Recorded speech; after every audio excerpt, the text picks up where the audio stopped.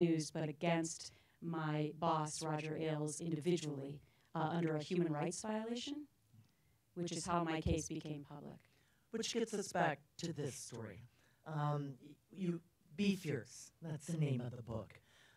You expressed that you were a little bit surprised, and I appreciated your candor about this, about the stories that were out there. After your story came out, people started writing you and, you know, commenting to you in some form or another. You were getting the sense of not being alone, but also how pervasive across every demographic this issue is. Can you talk about why, what it means to be fierce, and why do you think Tarana Burk 10 years ago was never given the same kind of platform on behalf of probably women who look more like those in the film, but now this momentum is building? Because I think that when you have more of a national platform and you come out with a story, that it just garnered more attention because of that. And it actually was one of the questions that pained me the most that I got after my case, which was, okay, well, you might have had the resources to hire really great attorneys and you had a national platform because you were a national journalist, but what about, you know, other women like this, underserved women, single moms who are working 3 jobs and raising kids and also being harassed and literally can't afford to come forward? And that really pained me because I didn't have a good answer for that. And that's how I came up with all my philanthropic work, the leadership initiative to help these underserved women, and then it moved on to the doc and to the book. So I think it was because it was such a big national story against somebody who was so well known in the television industry. And I also think it's because there were swift consequences in my case. In 2 weeks, he was fired, and so many women said to me, wow, maybe if I come forward and tell my story, I might actually be believed. And there might actually be consequences as a result. So I think it just happened to be the right moment in time. I mean, again, nobody could have ever predicted that. And actually, social media has played a huge role in this, as much as I hate it for my kids.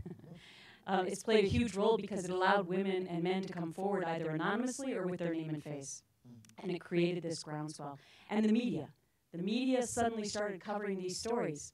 You know, as a journalist for the last 30 years, 3 years ago, if I would have said to you, hey, national publications and newspapers will devote entire teams to covering sexual harassment stories, you would have laughed me out of this theater.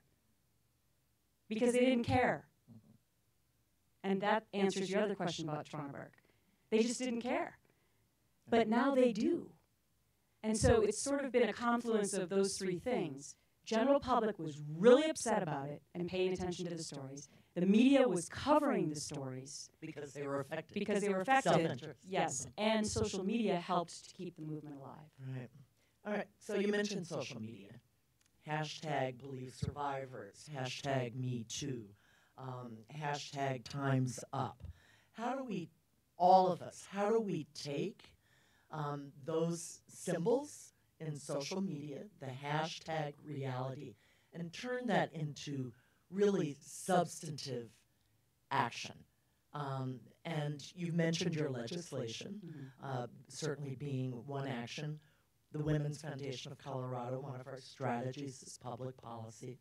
But what else, as individuals, as organizations, as families, as co-workers, how can you empower people as they leave today to take what they're feeling and put that into action? Well, I would encourage you amongst your family or within your friends to share your own personal stories, to have the courage to tell your family members or your friends what's happened to you in your life. Because I guarantee you that a huge percentage of people in this room have had a story.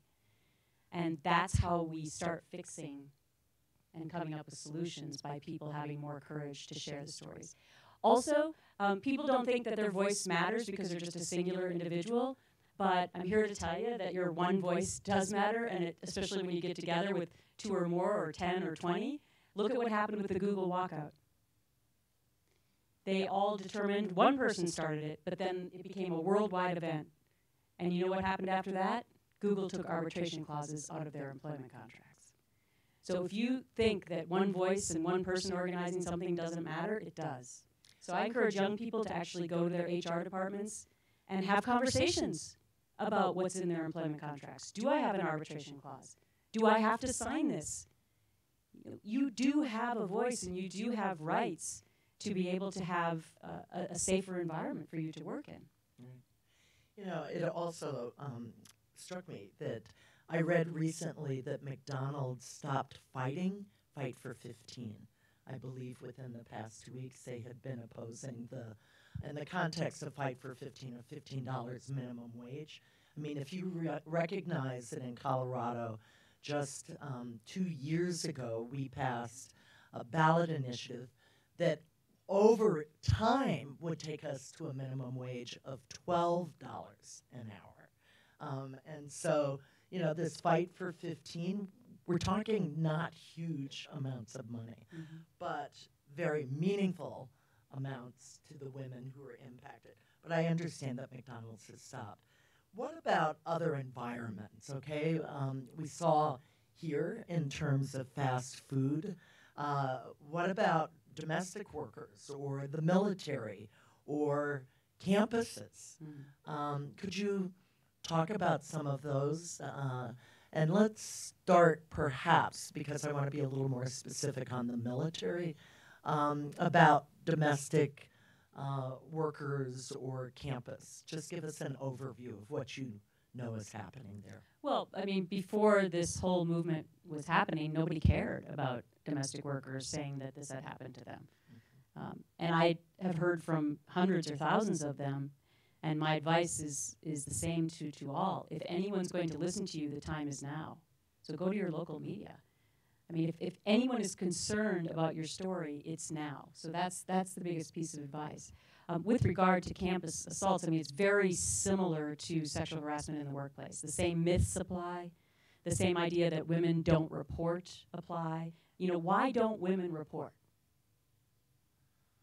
Because they know what's going to happen to them when they do, right? And so to hear people say, oh, well, you know, there's just as many false accusations as there are true is so ridiculous, because it takes such immense courage to come forward, number one. And number two, you know you're going to get slammed and trashed. And so to hear, you know, certain people in political office say, oh, well, they just did that to become rich and famous. Yeah, right? Because it's so fun to be trashed publicly. Let's talk about that before I even go to the military. How has this changed your life? Okay, so there was a settlement, you started philanthropic things, you've got a book, you've got a film, you're sitting here right now. But, you know, you had a pretty big public persona as very much leading with your Christian faith, identified with Fox News, which had a very particular identity to it. You're a mom. How has life changed for you? Well, first of all, I've always been a registered independent.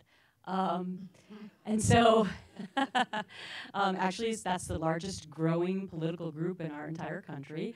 As a side note, I think we should have an independent party that receives financing as well. But aside from that, I have always been a woman who has empowered other women. I just call up my mom because when I got to my very first job in Virginia, I called her up like during the first week and I'm like, Mom, do you know that women are not paid the same as men for the same job? And it's not like I was naive. You know, I had been a really serious violinist as a child, and I entered tons of competitions all across the country. Listen, they just picked the person who played the violin the best, okay? It didn't matter if you were a girl or a boy. So, and the same really is my experience in school was the same way. So when I got into the workplace, I was like, wow, why do they treat women so differently? And one of the first stories, ironically, that I covered... By the way, did your mother know Well, You never finished that. You asked her, Mom, did you know? No, okay, so she used to kind of poo-poo me, to be honest. Okay. She was like, why do you always have to talk about women's issues? So I want to put this out there because I have been misperceived my entire life. Underestimated, misperceived. Whether or not I worked at Fox News, or I'm from a small town in Minnesota, or I'm short, or I was Miss America, or whatever or I have blonde hair, okay? Or underestimated is a better way to put it. And so I have always been a proponent of women's issues. Now, I will tell you that since my mom has been running a company for the last 10 years, and still is at age 78, about a week into her job, she called me up, she goes, oh my God, I know what you've been talking about all these years. So, you know, she could even learn things even at her age in her 60s. But I think it's really important to point out that I had a lot of help from women and men along the way. And so it has always been a huge belief of mine that it's important to give back to young women as well. And it's important to care about the women that we saw in this film, because that's the only way that we're really going to make change in this country. Whatever the perceptions were about me, or, you know, the misconceptions, I have always been a proponent of women. You know, I believe it was Tanya who said that after her assault, I wasn't me no more. Mm-hmm. And are you more you than you were before? Or you used a phrase when we were back in the other room, green room, I don't know, whatever. But you said something about talking about recreating oneself. What? Are you more you? I'm a huge believer in reinventing yourself. Reinventing, that Yes. was the word. So my life has worked in mysterious ways. As I said, I was supposed to be a violinist, and then I burned out. And then I was going to be a lawyer, and then that didn't happen. And then, like, oh my God, like a tomboy who struggled with my weight my whole life, who happened to play a mean violin, I'm Miss America, what? You know, it just, none of that was ever planned. And then I wasn't going to be a journalist, and I was. And let me tell you something. It's not like I woke up one day and said, hey, I hope on my resume it says that I'm going to be one of the poster people for sexual harassment in the workplace. I mean, that's not something that I aspired to. But if there's been one constant in my life, it's been that I'm a really hard worker. And if there's a challenge in front of me, I go for it. And so after this whole thing happened, I could have not been a changed person. I could have just gone home and spent more time with my kids. But I decided, you know what? I'm going to try and do something about this. And that's when I figured out what a tangled web it really is. Unfortunately, there's not a silver bullet solution. Mm-hmm. Is a part of the sadness, and you had tears when you were looking at yourself with your parents, as well as with it. There were a number of times throughout the film when you were moved.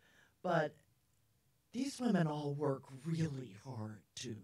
Was there any element of surprise? And I imagine that could be true in this audience. When you think about misperceptions that people have of what it means to be poor, of what it means to be a poor single mom. Was that a part of your awakening as well? Yeah, you know, I don't think I was surprised by that, because just in covering news for 30 years, I've covered all kinds of different stories, from poverty to murders to, you know, everything else in between. So I've seen all of that. But I guess after my own personal experience, I had much more empathy. But, you know, I also had, this was not my first time at the rodeo, so to speak. You know, I was sexually assaulted twice in my early 20s. And both times were when I was trying to break into the television business. And I met with a television executive in New York City, and he was making all these phone calls for me all day. And I thought, wow, he really thinks I'm smart. And we went to dinner, and we were in the back seat of a car, and he was dropping me off at my friend's apartment, and all of a sudden he was on top of me, and his tongue was down my throat. And it was just this horrifying, jarring experience, and I screamed for the driver to stop, and I got out of the car, and of course I got up to my friend's apartment, and I was a mess and didn't tell her, but you know, the emotions that you go through when something like that happens, blaming yourself, what did I do? So of course I told nobody. And a couple of weeks later, I was in Los Angeles again, just cold calling, trying to be proactive and break into the business, and again in a car, unfortunately, and I was with a PR executive, and we got into the car, and I closed the door, and he immediately grabbed my neck with his hand, and he stuffed my head into his crotch so hard I couldn't breathe. And again, I managed to escape from the car. But the lesson in these stories is that I never told anyone for 25 years until I wrote my memoir a couple of years ago. And in writing this book, one of the people I was interviewing, I was telling her these stories, and she said, well, you realize that those two situations were assault. And I said, what are you talking about? She said, that was assault. It wasn't just rude. No, it was, but I mean, I knew it was wrong, but I didn't know it was assault. And this is how we are socialized as women, to not talk about things, to blame ourselves, to not consider actions like that actually criminal. And so, you know, I've learned a lot along the way, too, about I wish I would have said something earlier. Someone else who said something recently was Senator Martha McSally. Just over the course of the past few weeks, she shared, and for those of you who don't know, she was the first woman fighter pilot, and she acknowledged on the Senate floor that she had been raped in the military. And she believes that these cases should remain in the military and not in civilian courts, because the military needs to hold itself accountable. Other women have challenged her on that position. And I guess your thoughts, just... Well, so I know a lot about this because I write about this in the book, The Military. Unfortunately, we could spend 500 days talking about all the egregious things that are happening to women there. But actually, two female senators, Senator Claire McCaskill, who's no longer a senator now, and Senator Kirsten Gillibrand, who is a sponsor of my bill, by the way, and running for president, they both have opposing views on this. And neither of their bills have passed, unfortunately. So McCaskill believed, as McSally did, that the military should be responsible for handling these cases because it's the only way the military is really going to change if they actually are responsible for their own actions. Gillibrand believes that it should be taken out of the military and into a regular court system where they might get a fairer process. So there is this argument that's even going on amongst women about how this should be handled. But I would also just like to point out, why is it only women politicians who are bringing these bills to the forefront, right? I mean, men should also care about these issues to want to introduce these bills. And I'm happy to say that I also have a man as a co-sponsor of my bill as well. And one of the biggest things I've learned over the last 2.5 years is that we need men in this fight. Yeah. And, you know, here within our own legislature, I can think of someone related to Barbara Bridges, who is a senator here locally in Colorado. But you're absolutely right about men, and the Women's Foundation believes that men should be involved in all of our work. Do you believe that around PTSD, okay, back to the military and men, that it's easier to think about PTSD and a soldier, you can see the bombs going off or whatever else it might be, than it is to believe the insidious trauma of sexual assault? Well, probably, because we don't tend to value things that happen to women in our culture as much as we might value horrible things that have happened to men. Do you think there's a toxic masculinity? You mentioned culture, law. What do we do about raising our sons? Well, thank you for bringing that up, actually, because that's actually another incredibly important thing that I have realized over the last 2.5 years. And I've actually changed the way that I'm parenting my just turned 14-year-old son and my 15-year-old daughter, in that it's actually more important for us to be having these conversations with our sons than our daughters. We do a fantastic job of empowering our young girls in this country. They outpace boys in high school academics, college degrees, moving on to law school and medical school, And then what happens? They get to their late 20s or early 30s, and that's where they sort of reach this glass ceiling, and they're either harassed or they're not paid fairly, they're not promoted, and they don't get a seat in the boardroom, right? So what we really need to be doing while we're empowering the girls is teaching boys how to respect those girls early on, so that when they get into the workplace, they treat women with the same respect that they might treat their own mothers. That is where I should be spending the majority of my time, speaking to boys' schools. I have spoken to one boys' school.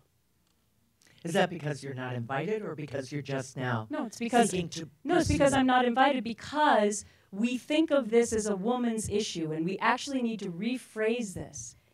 There are men victims, but predominantly this is a man's issue. So we need to stop calling it a woman's issue. We talked about this on the phone. When we say something's a woman's issue, unfortunately, there's sort of this subconscious negative connotation with that. And also when we call something a woman's issue, men, by virtue of, not because they don't care, but they hear it's a woman's issue and they go, well, I don't have to think about that. And so if we actually rephrase it and call it a man's issue, then maybe we'll get more attention. But I also just want to be clear, this is not male bashing. Most men want safe work environments for women. But we need men to help us to stop being enablers and bystanders in the workplace, to actually speak up on our behalf. We saw Daniel Levy and what happened to him, unfortunately, when he did that. But now especially, men, I think, need to do that final part of the tipping point. I believe that's what it is, when men will speak up for women in the workplace. When they see something happen and they actually say right there in the moment, don't you ever speak to that woman like that ever again. That will stop it cold. And Daniel's first fear was that he would ruin her career if he said anything. Right. That it never occurred to him, because his assumption was that if this became public, even from him, that her career would be ruined. And most careers have been. As I said in my opening remarks, unfortunately, 99.9% of all the women who reached out to me never work in their chosen profession ever again. And so, when we put our little girls to bed at night, we don't say, hey, you can be anything you want to be in this world, and by the way, if you're sexually harassed, your career's going to be over. That's the reality. So, in my mind, the way we change this is by saying to our boys, this is how you treat women, and to raise our kids with gender equality. So just two quick stories about my kids, because I think it's just so important. You read my mind. Paramount in my mind, how will my case affect my kids? I told them just the night before, because I couldn't tell anyone except my husband and my parents and my lawyers. And the first thing my son said to me was, Mommy, what's going to happen to Tara? She was our babysitter. I said, I know, I'm worried about Tara too, but what about Mommy? But anyway, and then my husband, we were supposed to all go to California together, and my husband, I said, you still take the kids. Obviously, I can't go anymore. So the good thing was my husband took the kids, and the melee of the media outside the house and everything going on, they were gone. The bad thing was I was by myself.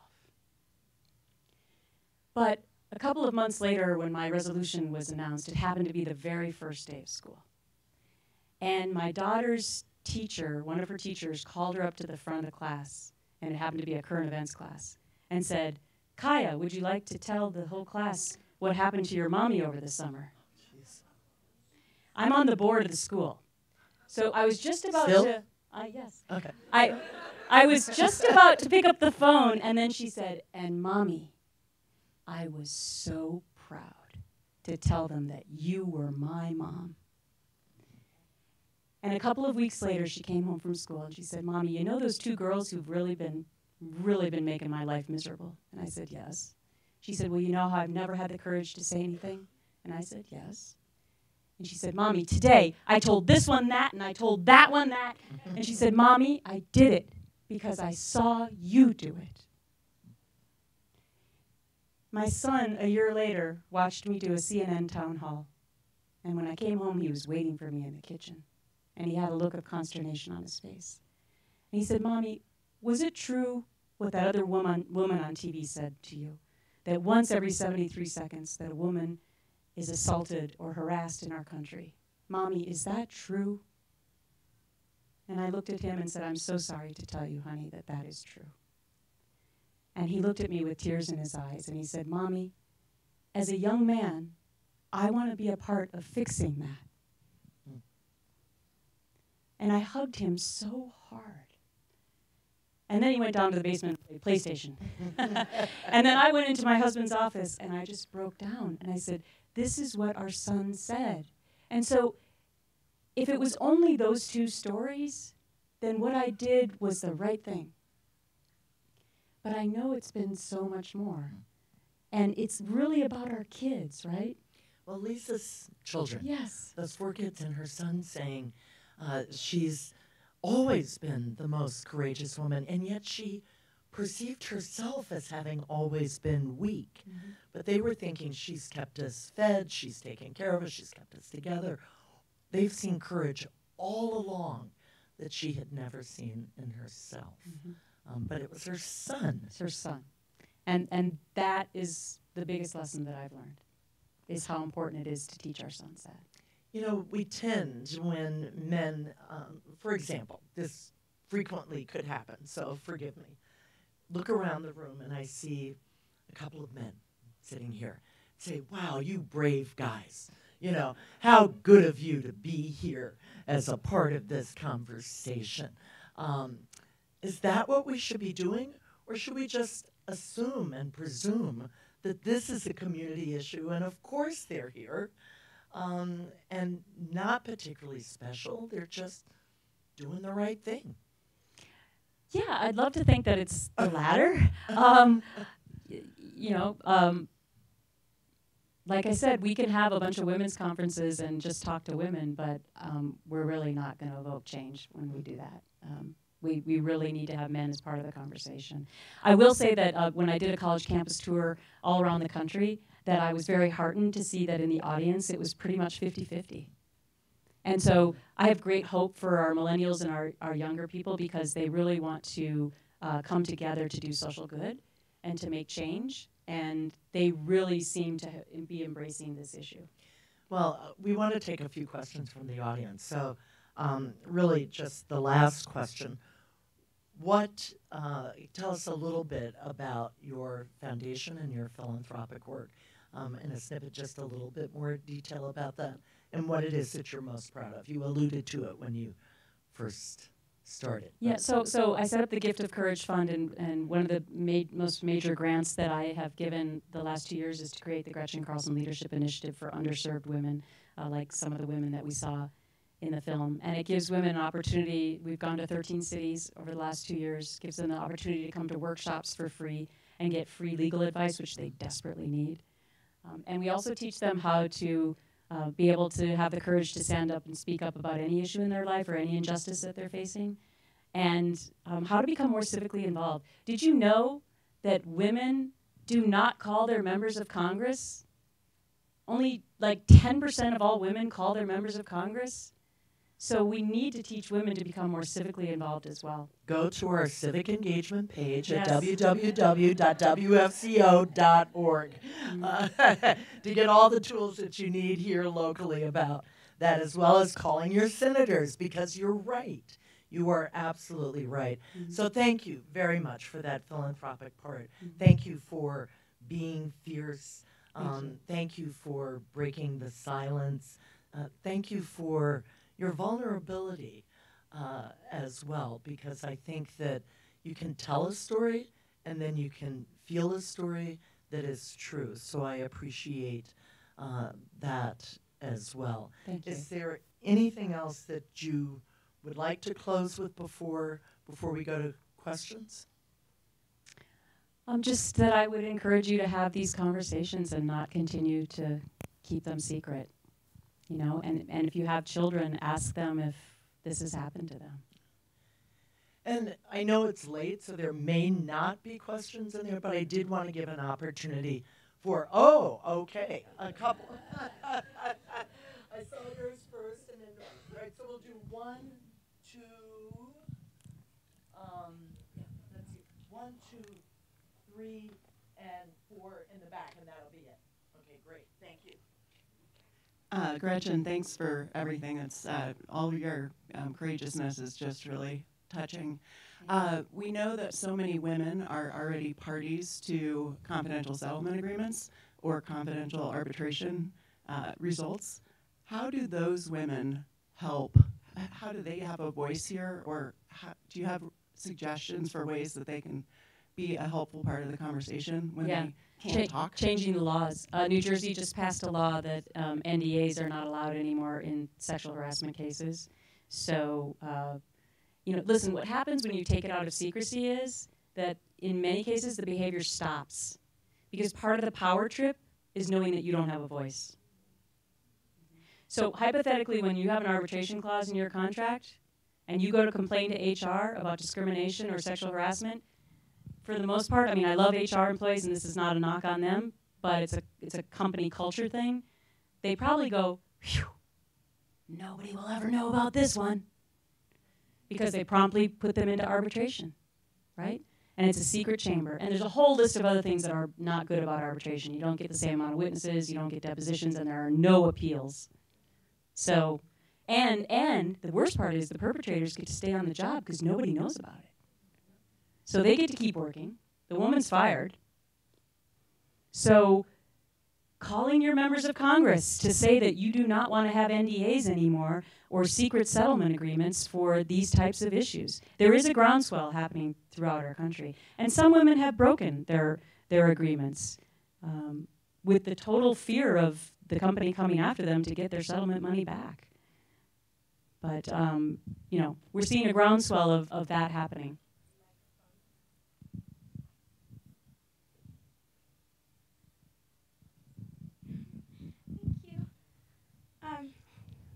Okay, so hi, my name is Angelica. I'm a DU student, and I'm part of the Colorado Women's College, so we all came to see this because, yeah. Yeah.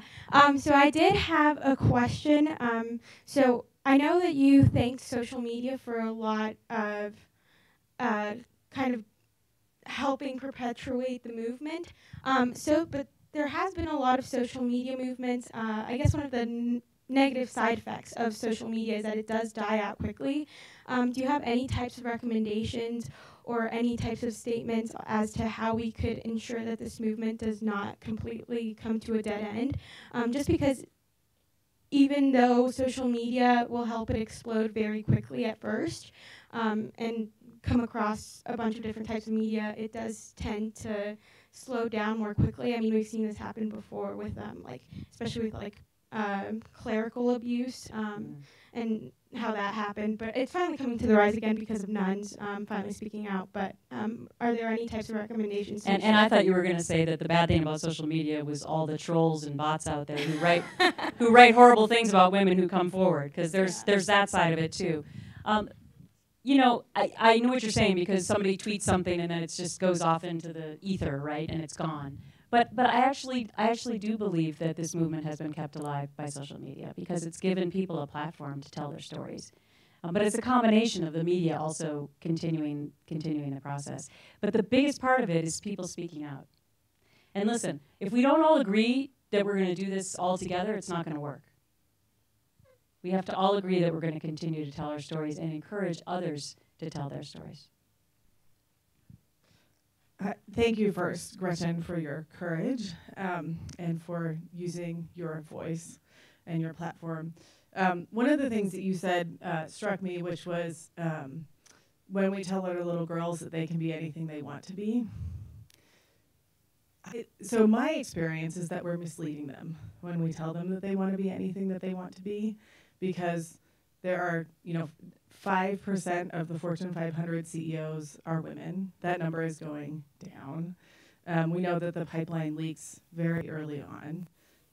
Wouldn't it be better if we told them what the truth is and armed them with the way to deal with the situations when they happen, not making it okay because it's not okay, but in a way that doesn't mislead them about what it's actually like? Well, I would love, so I had a mom who told me every single night when she put me to bed, you realize you can be anything you want to be, but it's going to take a lot of hard work. And I believe that inspired me to, I thought that every single day of my life. And that's why it was such a shock when I got to my first job and I realized I was being paid less. So I think we could do a combination of things. I think we should still tell girls and frankly boys that too, and also tell them the realities of what they might face, and also tell boys how to respect girls and women. So, like I said at the beginning, it's a tangled web. I would not want to advocate not telling girls that they can't be anything they want to be. Because, listen, I'm an optimist every day. I wear this Be Fierce, actually 2 of them now, Be Fierce bracelets, and I wear them to bed. And some mornings I wake up and I think, well, I don't feel too fierce. But then I look down and I'm like, you know what? Yep, I'm doing this. So same message for our young people. But it's more than just telling girls that they can be anything they want to be. Tell them the realities and also tell boys that they need to learn how to treat girls with respect. I mean, that's really the only way that we're going to fix this. And here's the other huge piece of the puzzle. Boys who have become men and are in those positions of power, it's incumbent upon them to hire more women and put them in higher positions and pay them fairly. Why is it so tough to pay a woman the same salary as a man for the same job? I don't get it. I still don't understand that.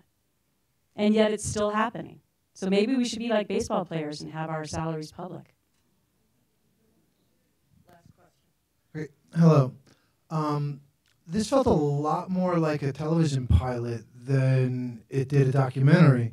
And if that was the case, I was wondering what status that project was in and what notes you may have gotten, and if it would kind of help those of us who are motivated. Is there anything you would like us to tweet or retweet or tag or whatever to help the cause?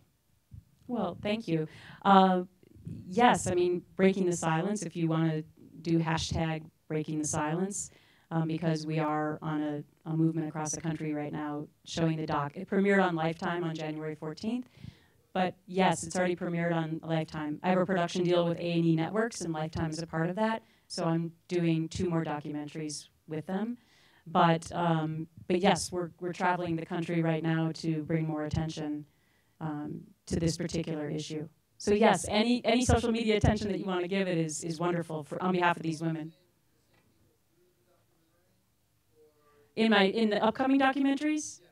No, not the same people. And we're brainstorming right now about what those docs will be. Well, it's late. Yes. And you have been traveling. Yes. So you're doing extremely well. And thank you all so very, very much on behalf of Thank you. the Women's Foundation of Colorado. And thank you, Gretchen, on behalf of everyone here tonight. Thank you. Thank you. Thanks so much for coming. Thank you. Thank you.